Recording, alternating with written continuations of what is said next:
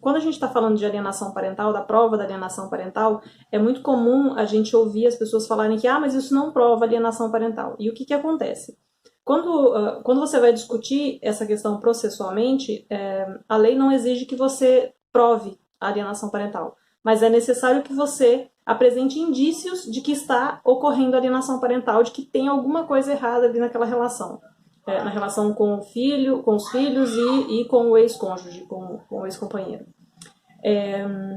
E aí, dito isso, entra a questão da prova das mensagens de WhatsApp e das gravações de chamadas como uma forma de você demonstrar esses indícios. Então, uma vez que você tenha uma conversa suspeita, você pode juntar essa conversa ao processo para indicar para o juiz, e aí, obviamente, você precisa contextualizar, né, explicar para o juiz, olha, essa conversa aqui aconteceu por isso, por isso, por isso, foi nessa situação, e você contextualiza para que você faça com que o juiz, para que seja possível que o juiz conclua que aquilo que está ali, que você está mostrando, é um indício da prática de alienação parental, e a partir disso ele vai adotar alguma medida, seja alguma medida já específica em relação àquele ato, por exemplo, declarando a ocorrência da alienação parental, ou advertindo, que é mais comum, né, advertindo o outro em relação a essa prática, ou então determinando a realização de perícia para que a questão seja melhor investigada. Muito bem. Dito isso, uma outra questão que vem aí em relação a essa prova, seja o print, seja a gravação da chamada, é se o print simples, se essa gravação simples vai ter valor, ou se é necessário fazer o que se chama um documento denominado de ata notarial. Esse documento, se você nunca ouviu falar, é um documento que é produzido pelo cartório. Você precisa ir até o cartório para que eles façam esse documento. Não é um documento barato e por isso a pergunta é frequente, porque muitas vezes os advogados indicam que a parte faça a ata notarial daquela prova. E aí, o que eu posso dizer em relação a isso é o seguinte: no geral, as provas, sejam os prints, sejam as gravações, elas podem ser juntadas de maneira simples do processo. Então, você pega todos os prints das conversas, e aí, quanto a isso, o ideal é que você junte o print da conversa, e não aquela, porque às vezes acontece da pessoa exportar a conversa do WhatsApp, ou do Messenger, por exemplo, e aí fica uma conversa longa num documento de texto, como se fosse num Word. Isso é ruim para o entendimento da questão e é ruim e perde um pouco do valor da prova, né? Porque às vezes é mais fácil fica melhor documentado o print do aplicativo. Você pode, por exemplo, apagar o nome da pessoa da sua agenda do celular para que apareça o número do telefone dela ali na parte de cima, e aí também cuidar para que apareça a data daquela conversa, né? Data, dia e horário.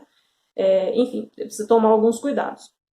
Mas voltando, em relação ao print, né? Então, você pode pegar aquele print simples ou aquela gravação simples e juntar ao processo, e aquilo vai ter valor de prova. Qual que é a questão em relação ao print e à gravação, quando você não registra uma ata notarial? É que se, por exemplo, a outra parte impugna, dizendo que aquele documento é falso, ou que aquilo não aconteceu exatamente daquela maneira, é possível pedir a realização de perícia, né? E aí a perícia vai ser realizada no aparelho do qual saiu aquela mensagem, de onde foi feita aquela gravação. E aí, às vezes, acontece da parte ter perdido o aparelho, ou foi roubado, enfim, aconteceu alguma coisa assim, e aí ela não tem mais aquela prova.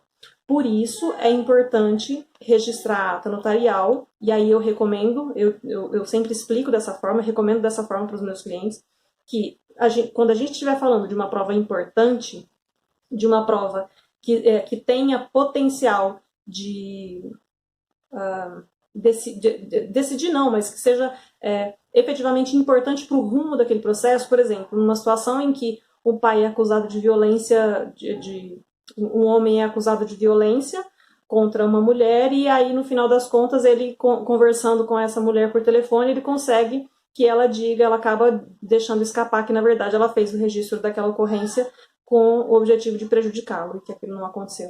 Numa situação dessa, eu recomendo que, para que não se perca essa prova, que seja feita a ata notarial para não correr esse risco, né? Porque se você perde o aparelho, por exemplo, e a parte impugna dizendo que aquilo não aconteceu, que aquilo não é verdade, você não vai conseguir submeter aquele aparelho a uma perícia para que seja constatado se realmente aquela conversa existiu, se saiu dali, se não saiu, enfim.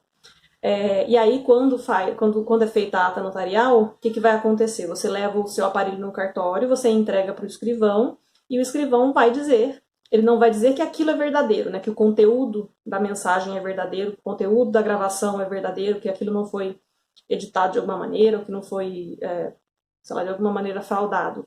Mas ele vai dizer que aquela conversa estava ali naquele aparelho num determinado dia, ele verificou, ele avaliou aquele aparelho e ele constatou que estava ali aquela mensagem. E aí esse documento dá fé pública para essa prova. Então você garante a existência da prova no processo. É isso, eu espero que tenha ajudado a esclarecer, né, essa questão aí da ata notarial, de fazer ou não fazer. Se você tiver alguma dúvida, deixa aí nos comentários que conforme forem surgindo as dúvidas eu vou responder. É isso, até o próximo vídeo.